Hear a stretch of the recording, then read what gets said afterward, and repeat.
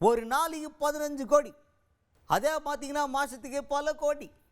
அதே 4 வருஷத்தில் பார்த்தீங்கன்னா 22,000 கோடி கிட்ட சம்பாரிச்சுக்கிறாங்கப்பா திமுக அரசாங்கம் அப்படின்னு ஒரு குற்றச்சாட்டு வச்சுருக்கிறாங்க.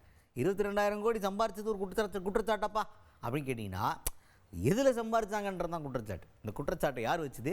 எதிர்க்கட்சி தலைவர் எடப்பாடி பழனிசாமி அவர்கள். அவர் தான் டாஸ்மாக் ஊழல் பற்றி பேசியிருக்கிறார்.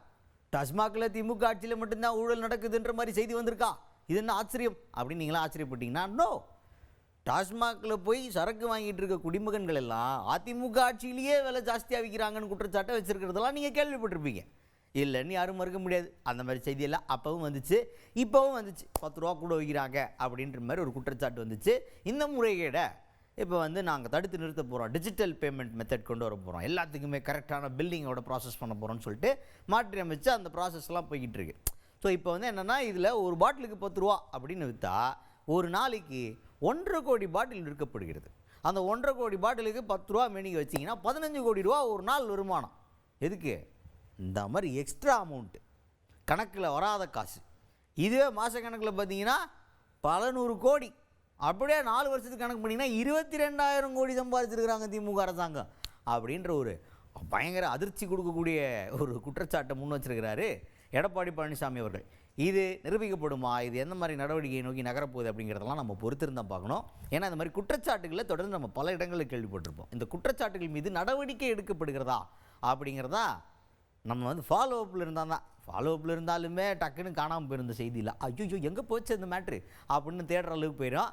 இருந்தாலும் ஃபாலோ அப்பில் இருந்து கவனமாக பார்த்துக்கிட்டே இருந்தீங்கன்னா என்ன நடவடிக்கை எடுக்கிறாங்க அப்படின்றத நம்மளும் தெரிஞ்சுக்கலாம். நடவடிக்கை எடுக்கிறாங்களான்றதை தெரிஞ்சுக்கலாம். முதல்ல தமிழ்நாட்டில் 6000 மதுக்கடை இருக்குது.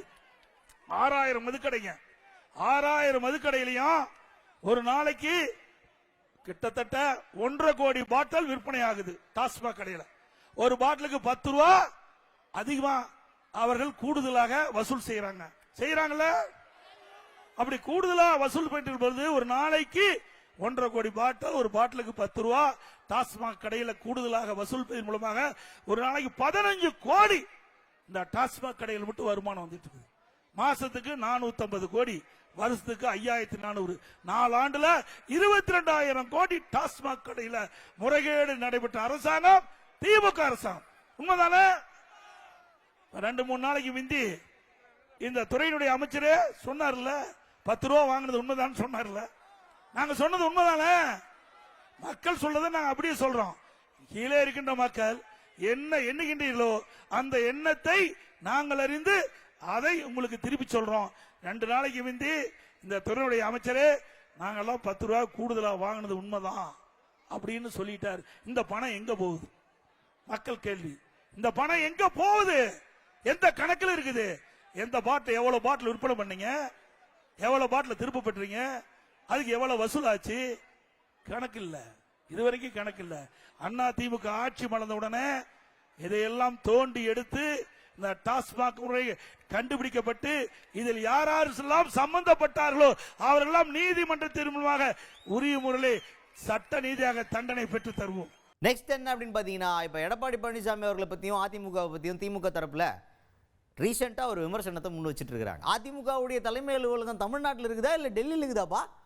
அதிமுகவில் ஏதாவது பிரச்சனைனா பொசுக்குன்னு டெல்லிக்கு போயிடுறீங்க, அமித்ஷா வீட்டுக்கு போயிடுறீங்கன்னா என்ன மேட்ரு இது அப்படின்ற மாதிரி கிண்டலா ஒரு விமர்சனத்தை முன் வச்சுட்டு இருக்கிறாங்க ஆளுங்கட்சி தரப்பில்.